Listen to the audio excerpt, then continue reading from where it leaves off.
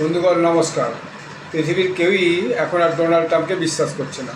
তার কারণটা হচ্ছে ডোনাল্ড ট্রাম্প সকালে উঠে একরকম বলেন, দুপুরে একরকম বলেন, সন্ধ্যা একরকম বলেন, রাত্রে একরকম বলেন।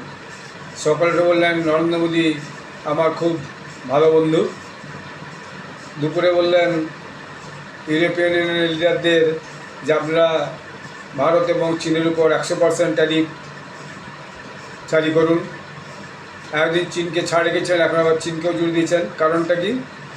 ভারত এবং চীন নাকি রাশিয়ার থেকে তেল কিনে রাশিয়াকে অর্থ যোগাচ্ছে, যে অর্থে রাশিয়া ইউক্রেনে যুদ্ধ লড়াই করছে।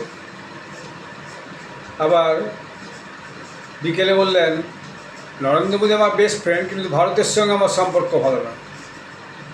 এরকম কথাই বুঝলেন, তিনি একটা দেশের প্রধানমন্ত্রী, তিনি তার বেস্ট ফ্রেন্ড, কিন্তু ভারতের সঙ্গে তার সম্পর্ক ঠিক ভালো না, এরকম কথা আর কি।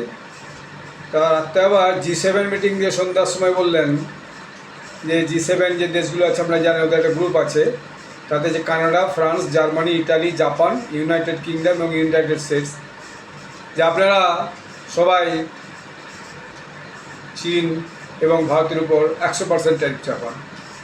ফ্রান্স, জার্মানি, ইটালি এরা তো অলরেডি ইউরোপিয়ান ইউনিয়নের সদস্য, ইউনাইটেড কিংডম, এবং ইউনাইটেড কিংডম তো অলরেডি ভারতের সঙ্গে ফ্রি ট্রেড এগ্রিমেন্ট করে নিয়েছে, এবং ইউ প্রেসিডেন্টও ভারতের সঙ্গে ফ্রি ট্রেড এগ্রিমেন্ট FTA এর জন্য মুখিয়ে আছে।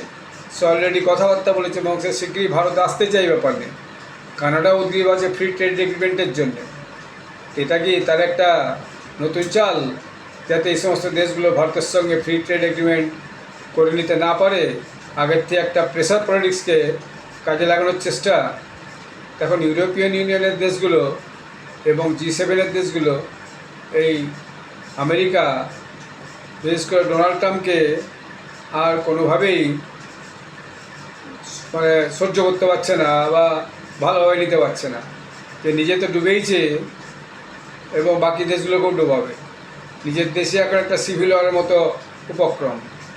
ফ্রান্সেও সিভিল ওয়ার চলছেই বলা যায়। ফ্রান্সের প্রধানমন্ত্রী পদত্যাগ করেছেন, সেখানে জনতা রাস্তায় নেমে বিক্ষোভ দেখাচ্ছে। তো সারা ইউরোপে এইটা না ছড়িয়ে যায়। এরকম ব্যবস্থা ট্রাম্পের সমস্ত বক্তব্য কেউ আর পৃথিবীতে তাকে বিশ্বাস করছে না। যত দিন যাচ্ছে সমস্ত নেতাদের কাছে এবং পৃথিবীর বিভিন্ন দেশের মানুষের কাছে আজকে সোশ্যাল মিডিয়ার যুগ। ডোনাল্ড ট্রাম্প একজন হাস্যকর ব্যক্তিত্বে নিজেকে আস্তে আস্তে প্রতিষ্ঠিত করে ফেলেছে, এইটা নির্দ্বিধায় বলাই যায়। আপনারা আমার চ্যানেলটি সাবস্ক্রাইব করবেন। ধন্যবাদ।